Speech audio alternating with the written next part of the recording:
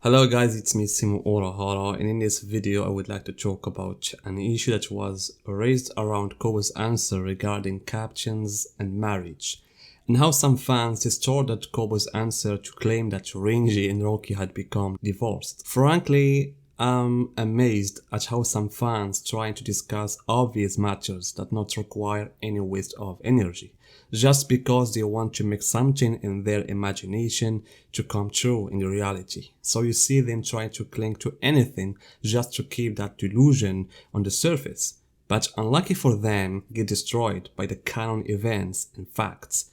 Of course, I'm not talking about matters that are still subject to debate in the story, such as whether Yuhabach is the son of Ryo or not, or something like that.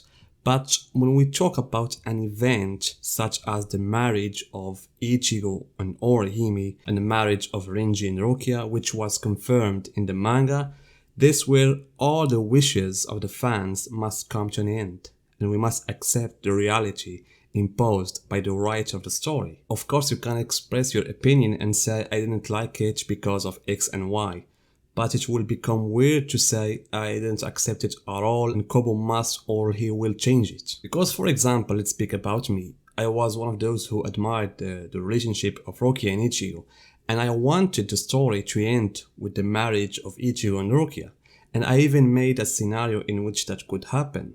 I don't deny that the anime had a role in my attraction to this relationship, because the anime was pushing it through all directions, whether by deleting some of the scenes that have something to do with Orihime towards Ichigo, which were at the beginning of the manga, or through many fillers in which Ichiroki has a greater role, or through even movies as we saw in the story of the third movie.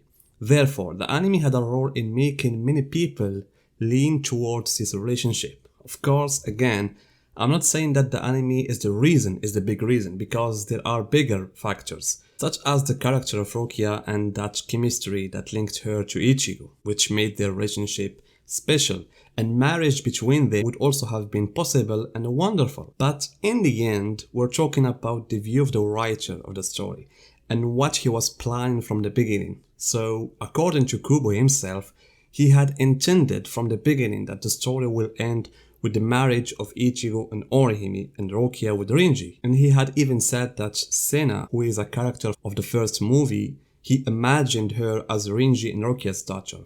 Therefore, the ending of the story with Renji marrying Rukia is something that Kubo had been planning for a long time.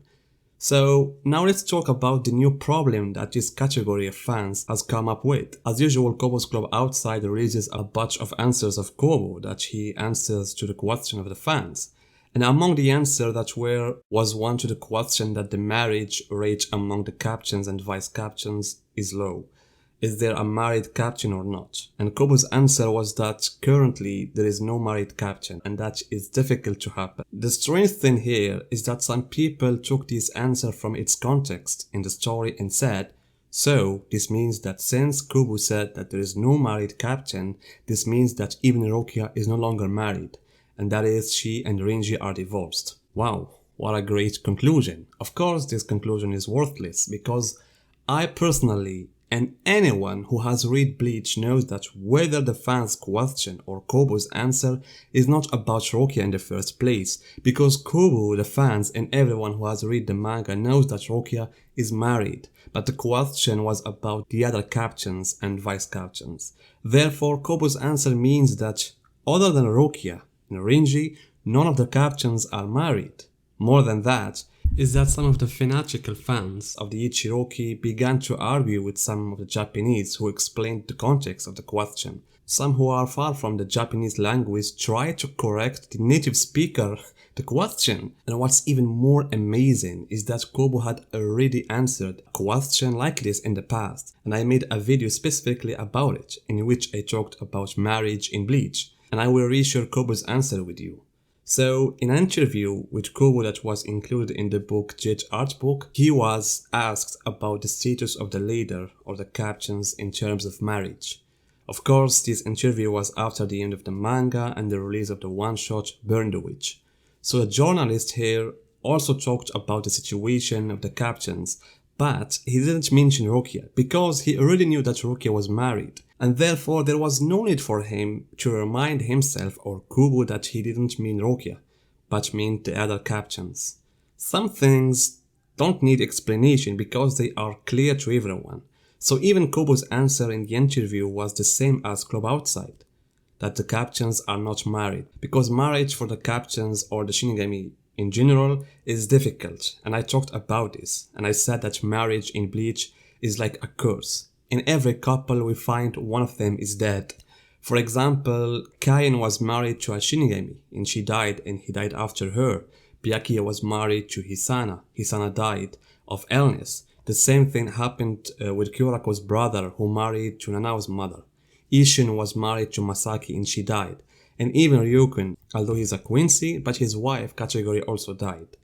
Even when we talk about a character like Chokinada, even though he didn't exist in the manga, but according to the novel, he is considered the husband of Kakyo, Chosen's friend, and Chokinada was responsible for her death. Therefore, the nature of the work of the Shinigami makes marriage and creating family a difficult issue. However, in the case of Rukia and Renji, there were some things that made this matter easier. The most prominent of these things is the fact that Rukia belongs to the Kuchiki family, which is one of the 4 great families in Seiriji. We are talking about a rich family that has all the capabilities for their daughter Rukia to have a stable life as a wife. So, in a question that has something to do with this topic, Kubo was asked about Ichika, who was taking her care when she was a baby, as long as Renji and Rukia are working in the Gotei 13. Kubo answered that Rukia took maternity leave in order to take care of Ichika, and Kubo added what I have just talked about it, that the Kuchiki family was sending several nannies to Renji's residence to take care of Ichika. That's why I told you that Rukia being from the Kuchiki family made it easier for her to get married.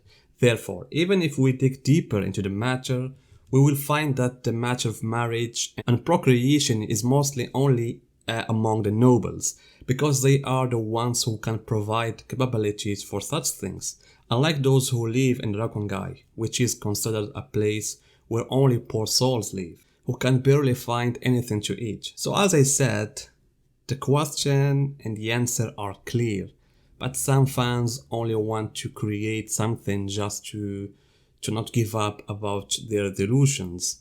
In the end, the story or the end of Bleach will not change, and I'm speaking here about the couples Ichigo with Orihime and Rukia with Renji.